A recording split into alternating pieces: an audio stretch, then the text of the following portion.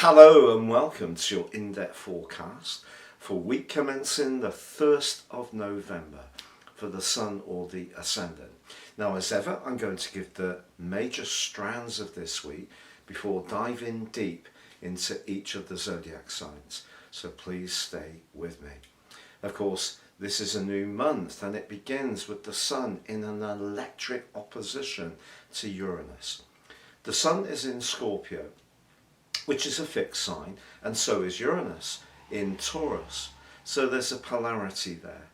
But Uranus is about change and fixed signs is about continuity. So when it comes to shared resources, Scorpio, everyday money, Taurus, spending decisions, or close devotional relationships, alliances, where we're most invested, there could be the need to make some changes. But also this week we're seeing a new moon in Scorpio, and because of the energy of Uranus, it's a fine time to think outside the box and be more innovative in our approach. But if something is very rigid or we're resisting something in our lives, perhaps because we are a little bit fearful of change, then there could be a tension that builds up over the next 3 or 4 weeks of this new moon. But also at the very start of this week, Mercury and Jupiter continue to forge an awesome alliance. So if there is something you need to talk about around a business situation, that can be very helpful. Now, later in the week, there is some big action too, because Mercury dives deep into the sign of Scorpio on Friday.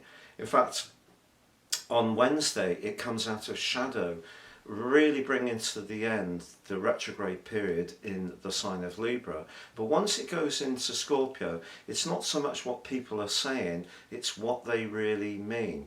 And Mercury in Scorpio helps us to decipher what's not obvious. But also Venus moves on the same day into a long duration in the sign of Capricorn. Now, ordinarily, Venus takes around 28 days to pass through each zodiac sign. But it's going to be in Capricorn through to the 6th of March. So this is a really extensive transit. Now, Venus in Capricorn can make us think very seriously about our responsibilities in relationships, but it also suggests in a professional context that if we can build up alliances based on goodwill and diplomacy, that can be a very good thing to go for. But almost immediately at the end of this week, Mars and Saturn are in a rather chaffing right angle. So even if we are talking with some urgency about a financial or a relationship matter, Saturn in the sector of the future, in this particular situation, that could see us limited in some way around some of our choices, or that's how it can feel.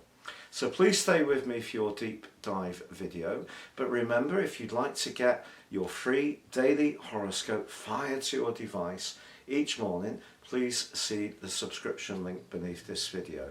Also, if you've yet to subscribe to my channel, I'd be honoured if you did so now. Please click or tap on the bell notification symbol.